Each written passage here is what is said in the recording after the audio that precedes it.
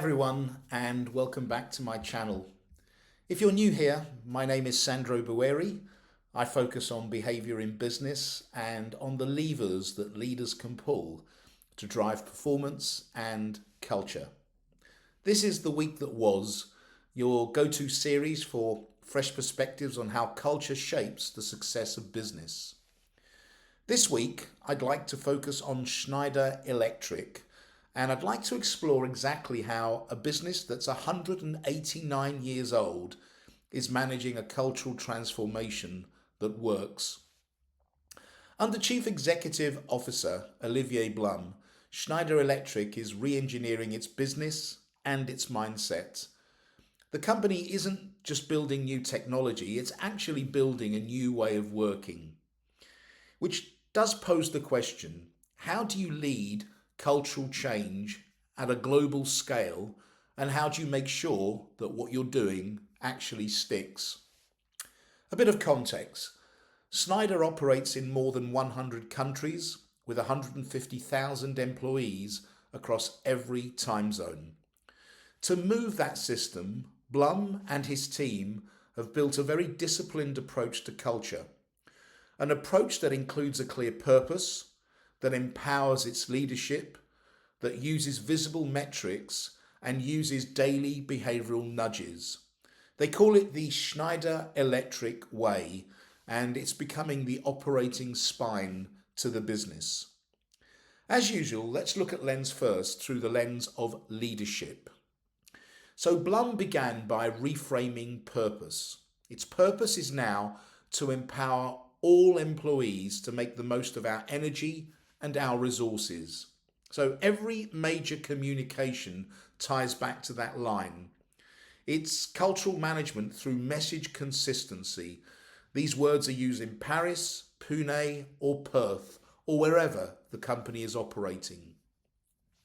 Leaders were retrained through a global leadership expectations program, and they were taught 6 behaviors from acting like an owner to simplifying and empowering. Every senior executive has a behavioral scorecard which is reviewed at their annual appraisal.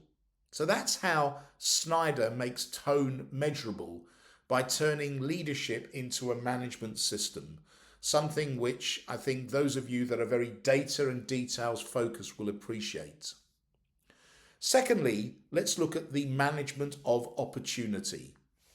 So for Schneider, the opportunity was to become a digital sustainability partner, not just a manufacturer of hardware. Instead of announcing transformation top-down, Schneider have used pilot zones. So these are small cross-functional teams that prove that the new model works before it's scaled globally. Every pilot becomes a learning loop. Every pilot captures data, adjusts incentives and refines language.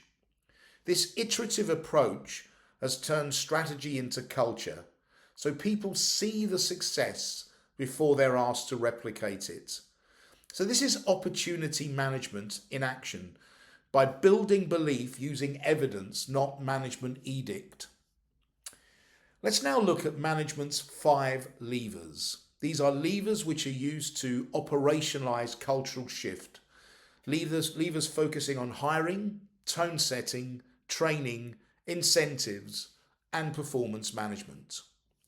Starting with hiring, every interview includes HR and business leaders, and there is a cultural alignment piece that ensures that a prospective candidate's values fit, not just their skills. In terms of tone setting, there are monthly town hall live sessions with Bloom, where any employee can question strategy on camera, effectively flattening the hierarchy in a very visible way. Training involves digital academies and peer learning communities that reinforce behaviours week by week. What about incentives?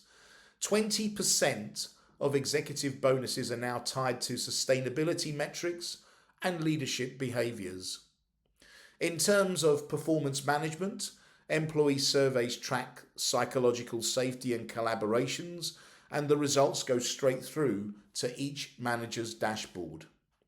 So what you're seeing are these levers in formal processes, essentially making culture part of the operating model at Schneider. 3 takeaways. First, please manage culture like any other system.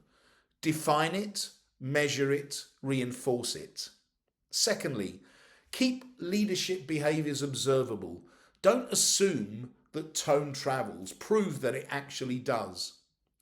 And thirdly, scale through learning loops, not mandates.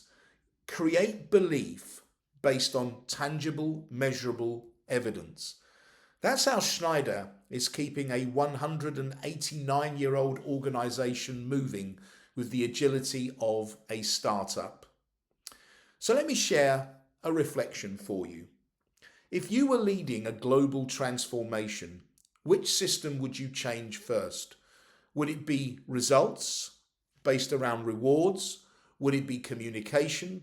Or would it be capability? And how would you know when the culture has really changed? I'd really love to hear your views. Please utilise the comment button below. So, whilst it may seem enigmatic and difficult to solve for, culture is a critical component to the success of business. Thank you very much for engaging with me today. Please be sure to like and subscribe to this series so you don't miss our weekly discussions or any of the new projects we have in the works. Look forward to hearing from you and look forward to interacting next week.